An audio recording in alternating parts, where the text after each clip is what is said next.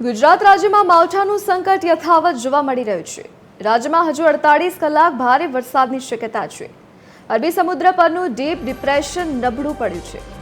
સૌરાષ્ટ્રમાંથી ભારે વરસાદનું red alert જાહેર કરાયું છે। દક્ષિણ ગુજરાતમાં ભારે વરસાદનું યલો એલર્ટ આપવામાં આવ્યું છે। 72 કલાકમાં રાજ્યમાં થંડરસ્ટોર્મ એક્ટિવિટી રહેશે।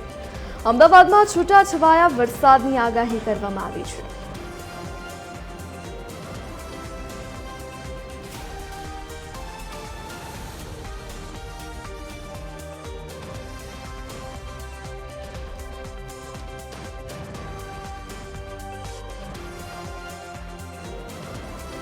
તો વધુ વિગતો સાથે સંવાદદાતા મૌલિક ઉપાધ્યાય આપણી સાથે લાઈવ જોડાઈ ગયા છે।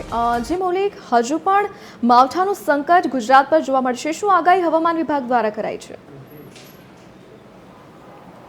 ધરતી જે રીતે કમોસમી વરસાદ છે તે રાજ્યના અલગ અલગ વિસ્તારમાં જોવા મળી રહ્યો છે, ત્યારે હજુ પણ આગામી 48 કલાક સુધી રાજ્યના અલગ અલગ વિસ્તારોમાં વરસાદની આગાહી છે તે હવામાન વિભાગ દ્વારા કરવામાં આવી છે। ખાસ કરીને સૌરાષ્ટ્ર અને દક્ષિણ ગુજરાતમાં ભારે વરસાદની આગાહી છે તે કરવામાં આવી છે, જેમાં સૌરાષ્ટ્રમાં એલર્ટ આપવામાં આવ્યું છે, સાથે જ દક્ષિણ ગુજરાત છે ત્યાં પણ એલર્ટ છે તે આપવામાં આવ્યું છે। દક્ષિણ ગુજરાતમાં ઓરેન્જ એલર્ટ અને સૌરાષ્ટ્રમાં પણ એલર્ટ છે તે આપવામાં આવ્યું છે।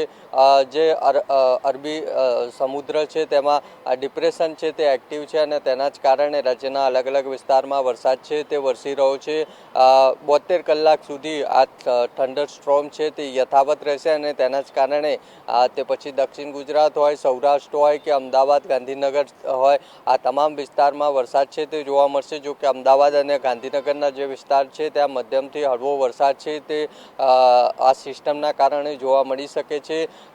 સાથે જ દરિયા કિનારાના જે વિસ્તાર છે ત્યાં 55 કિલોમીટર પ્રતિ કલાકની ઝડપે પવન ફૂંકાવાની પણ આગાહી છે તે હવામાન વિભાગે કરી છે, એટલે માછીમારોને દરિયો ન ખેડવા માટે પણ સૂચન છે તે કરવામાં આવ્યું છે। જે રીતે અત્યારે કમોસમી વરસાદ થઈ રહ્યો છે તેને ખેડૂતોની ચિંતા પણ વધારી છે, કારણ કે ખેડૂતોના પાક છે તેને કમોસમી વરસાદના કારણે નુકસાન થયું હોય તેવી સ્થિતિ છે તે જોવા મળી રહી છે। ત્યારે હજુ પણ આગામી 48 કલાક સુધી વરસાદની આ પ્રકારની પરિસ્થિતિ અને કેટલાક વિસ્તારમાં ભારે વરસાદ છે તે જોવા મળી શકે છે। જી મૌલિક, વિગત સાથે જોડાવા બદલ આપનો આભાર। તો રાજ્ય પર કમોસમી વરસાદનું સંકટ હજુ પણ યથાવત જોવા મળી રહ્યું છે। તો આગામી સમય માટે પણ હવામાન વિભાગે કમોસમી વરસાદની આગાહી કરી છે। તો અરબી સમુદ્ર પરનું ડીપ ડિપ્રેશન હવે નબળું પડ્યું છે, જેના પગલે અતિ ભારે વરસાદનું રેડ એલર્ટ આપવામાં આવ્યું છે।